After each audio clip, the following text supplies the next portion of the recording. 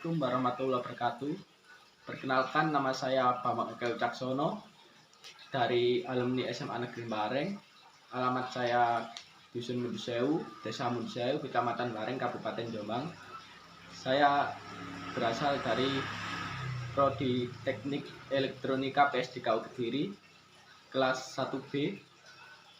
Saya akan menjelaskan tentang konduktor, isolator, dan semikonduktor. Konduktor atau penghantar listrik merupakan suatu materi yang mudah menghantarkan arus listrik. Sifat hantarannya adalah memindah elektron-elektron dari satu titik kelistrikan ke titik kelistrikan lainnya secara mudah. Syarat yang harus memenuhi bahan dari konduktor yaitu: 1. Konduktivitasnya cukup baik. 2. Kekuatan mekanisnya atau kekuatan tarik cukup tinggi. Koefisien muai panjangnya kecil. Modulus elastisnya cukup besar. Bahan-bahan konduktor: tembaga, besi, aluminium, kuningan, emas, baja, raksa atau merkuri, perak. Isolator merupakan suatu jenis bahan atau zat yang sulit, bahkan tidak bisa menghantarkan panas dengan baik dan juga tidak bisa dialiri listrik. Isolator juga biasanya dikenal dengan sebutan sebagai penghambat aliran listrik. Bahan isolator padat, isolator serat, isolator gelas dan keramik, isolator bahan dipadatkan, isolator gas, isolator cair. Tipe kabel. Contoh tipe kabel: 1. Kabel NYY, 2. Kabel NYA, 3. Kabel NYAF. Kabel DC atau AC. Standar warna kabel DC: merah positif, hitam negatif, abu-abu atau putih background BC, kabel tanpa isolasi, ground yang ditanam ke tanah. Standar warna kabel AC: hitam, phase 1 R atau U, merah, phase 2 S atau V, biru, phase 3 T atau W, putih, netral atau N, hijau atau kuning, terhijau, ground atau PE. BC, kabel tanpa isolasi, ground yang ditanam ke tanah. AWG, American Wire Gauger, tabel AWG.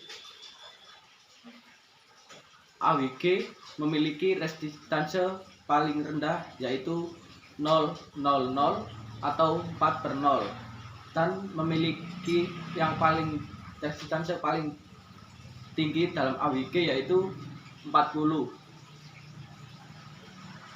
Max frekuensi paling tinggi yaitu 125 Hz dalam AWG 000 atau 4/0, dan max frekuensi tertinggi 2900 kHz dalam AWG nomor 40. Kabel 10 AWG yaitu memiliki diameter inches 0,19 dan memiliki diameter mm 2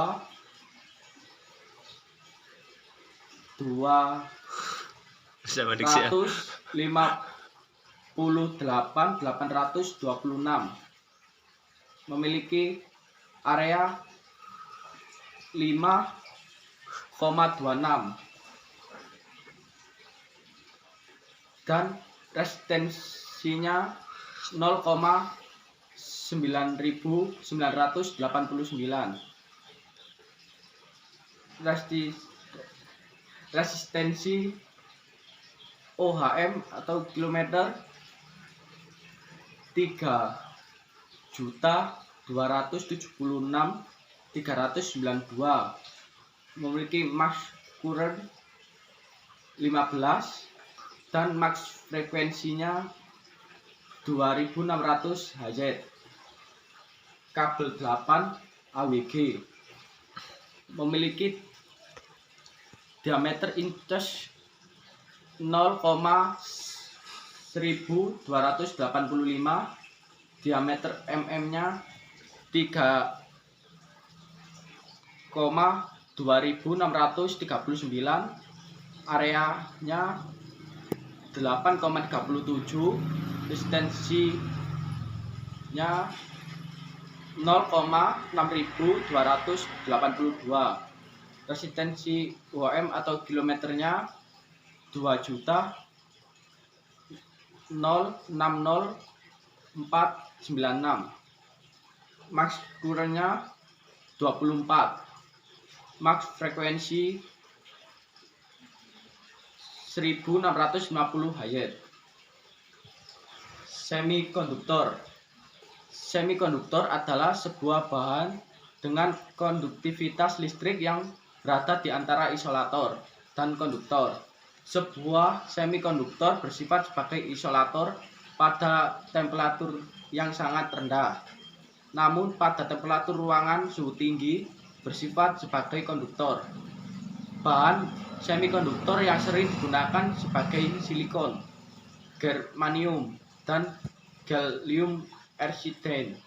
Untuk mendapatkan benda seperti ini biasanya dilakukan pendompingan atau atom tertentu. Germanium dahulu adalah bahan satu-satunya yang dikenal untuk membuat komponen semikonduktor. Namun belakangan silikon menjadi populer setelah ditemukan cara mengekstrak bahan ini dari alam.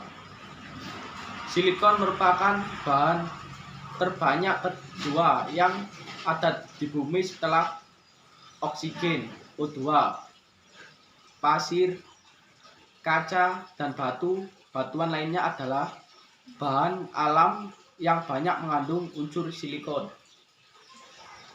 Kegunaan praktis. 1. Sel surya.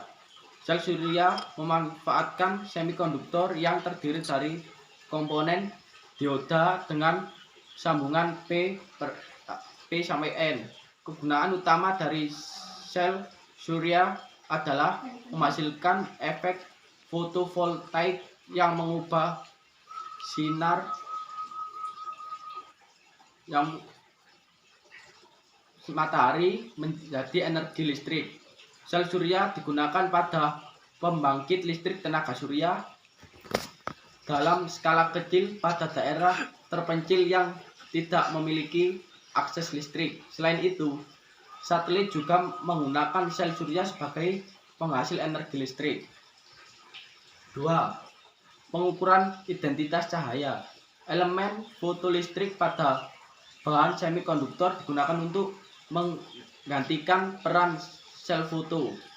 Sel foto digunakan untuk mengukur intensitas cahaya. Peran sel foto yang digantikan oleh semikonduktor ialah ionisasi melalui tumbukan elektron pada cermin logam. 3. Sensor suhu penyejuk.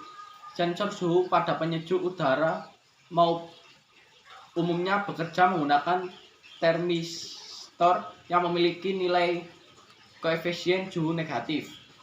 Prinsip kerja dari sensor suhu pendingin berada dengan sensor suhu pemanas.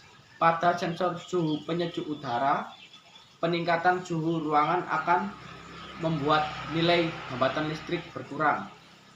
Sekian presentasi kami. Kami ucapkan assalamualaikum warahmatullahi wabarakatuh. Waalaikumsalam.